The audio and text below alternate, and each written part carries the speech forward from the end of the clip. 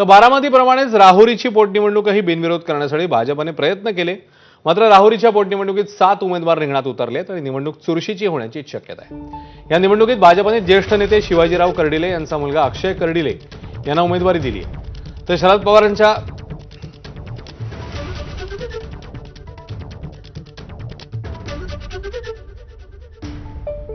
पवारांच्या राष्ट्रवादीकडून गोविंद मोकाटे उमेदवारी त्यांना जाहीर झाली आहे. याशिवाय वंचित बहुजन आघाडीच्या वतीने संतोष चोळके निवडणूक लढवत आहेत. तर रावसाहेब खेवरे अपक्ष म्हणून मैदानात आहेत.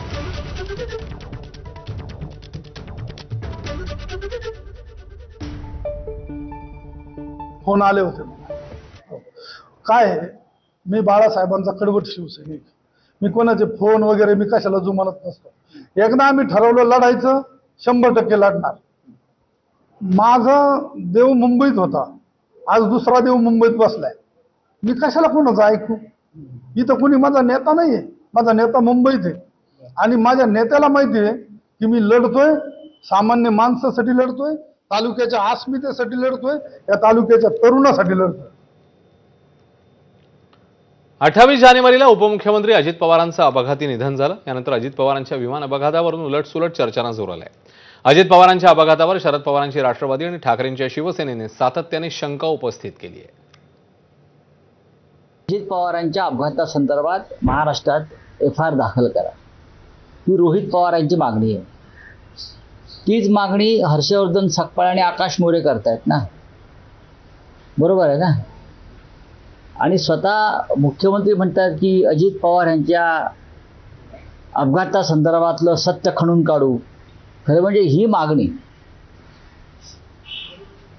सुनेत्रा पवारांनी करायला पाहिजे, अजित पवारांच्या दोन्ही चिरंजीवांनी करायला पाहिजे.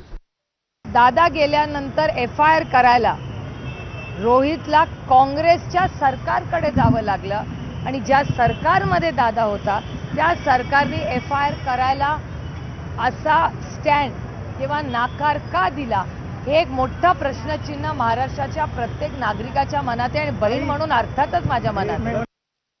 अजितदादांसारखा एक मोठा नेता हा अपघातामध्ये घातपातामध्ये मृत्यू झाल्यानंतर साधी गुन्ह्याची नोंद होत नाही, हे महाराष्ट्राचं दुर्दैव आहे.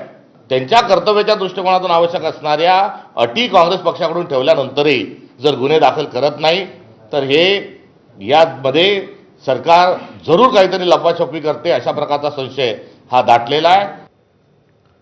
नाशिकमधील नामांकित कंपनीमधील तरुणांचं लैंगिक शोषण प्रकरणी धक्कादायक माहिती समोर येते आहे. नामांकित कंपनीत धर्मांतराचं रॅकेट सक्रिय असल्याचं पोलीस तपासात समोर आलंय. रोजगाराच्या शोधात असलेल्या महिलांची माहिती घेऊन त्यांना रोजगार देऊन जाळ्यात अडकवलं जाते.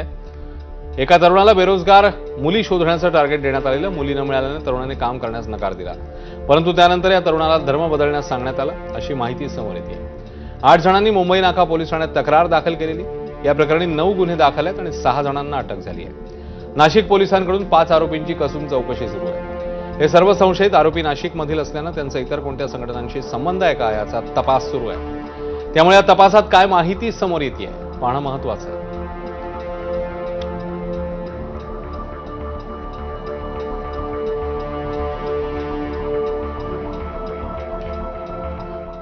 तर नाशिकच्या बहुराष्ट्रीय कंपनीत तरुणींवर झालेल्या अत्याचाराच्या वेळी त्यांना कसं जाळ्यात ओढलं जायचं ते पाहूया. नोकरीच्या शोधातल्या तरुणी या टार्गेटवर असत. मुलाखतीच्या वेळी फॉर्मवरून तरुणींच्या गरजा आणि मानसिकता यांची माहिती मिळवली जायची.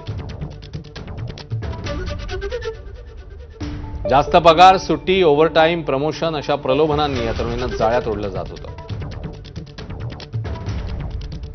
कॅफे, हॉटेल किंवा पिकनिकच्या बहाण्याने जवळीक केली जायची. मैत्री वाढल्यानंतर लग्नाची इच्छा व्यक्त करत संबंध ठेवले जायचे. तरुणी जाळ्यात अडकल्यावर लैंगिक शोषण सुरू करण्यात आलं. एका गुन्ह्यामध्ये पीडित तरुणीचे फोटो, व्हिडिओ व्हायरल करण्याची धमकी देण्यात आलेली. आरोपीच्या मित्रांनीही तिच्यावर अत्याचार केले. धर्मांतरासाठी शारीरिक मानसिक छळही करण्यात आला.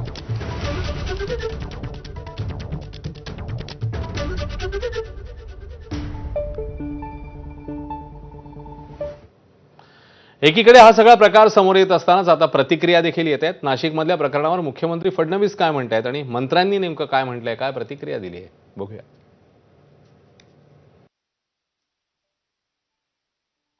नाशिकमध्ये घडलेली घटना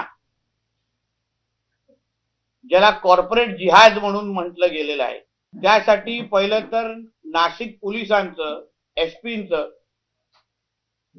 आणि त्याच्याही पेक्षा राज्याचे मुख्यमंत्री आदरणीय देवेंद्र फडणवीस साहेबांचं मी मनापासून आभार मानेन. आमच्या बहिणींना जो न्याय मिळवून दिला, हे जे काही लँड जिहाद, लव्ह जिहाद आणि आता कॉर्पोरेट जिहाद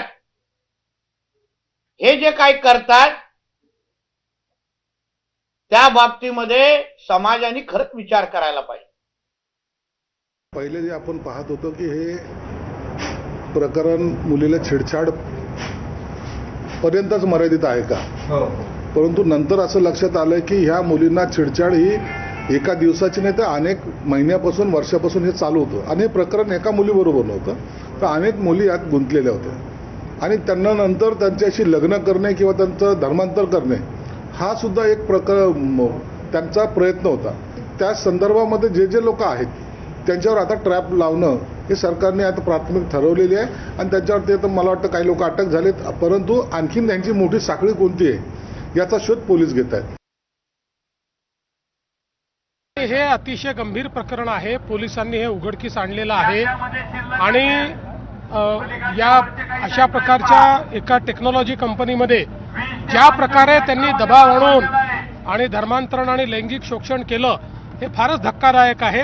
मी पोलिसांना त्या ठिकाणी एक प्रकारे त्यांचं कौतुक करेन की अतिशय वेगानं कारवाई करून याचा पूर्ण पर्दाफाश हा त्यांनी केला आहे. भोंदू खरातला पुन्हा 5 दिवसांची पोलीस कोठडी सुनावण्यात आली आहे. खरातवर दाखल असलेल्या 3ऱ्या गुन्ह्यात खरातला पोलीस कोठडी सुनावण्यात आली. 7 महिन्याच्या गरोदर महिलेवर अत्याचार केल्याप्रकरणी खरातवर गुन्हा दाखल आहे. याच संदर्भात सध्या तपास सुरू आहे. दरम्यान खरात तपासात सहकार्य करत नसल्याचा युक्तिवाद पोलिसांनी केलाय. खरात त्याच्या भक्तांना नकली साप, वाघ दाखवून घाबरवत होता. तो नकली साप, वाघ कुठून आणत होता याचा तपास करायचा आहे, असाही युक्तिवाद पोलिसांनी केला. तुम्हाला काही सांगायचंय का, असं कोर्टाने खरातला विचारलं तेव्हा खरातने हात जोडून नाही असं उत्तर दिलं.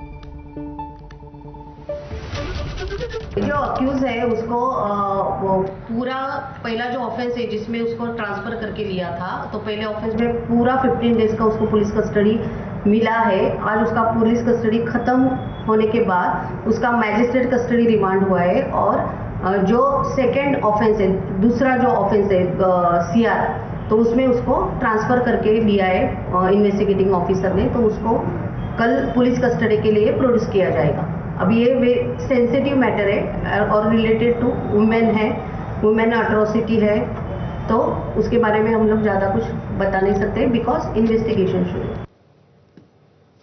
अशोक खरातचा आणखी एक कारनामा समोर आलाय. 2022 मध्ये साई संस्थांच्या कर्मचाऱ्याने आत्महत्या केल्याची घटना घडली होती. आत्महत्येनंतर त्याच्याजवळ आढळलेल्या चिठ्ठीमध्ये भोंदू खरातच्या त्रासाने मी आत्महत्या करत असल्याचा उल्लेख होता. या सर्व घटनेचे चार्जशीट न्यायालयात दाखल होताना फिर्यादीत असणारे भोंदू खरातचं नाव त्यातून वगळण्यात आलेलं. आता खरातचे कारनामे समोर आल्यावर मयत विलास दिवटे यांच्या भावाने पुन्हा एकदा पोलिसांकडे तक्रार अर्ज दाखल केलाय. या घटनेची फेर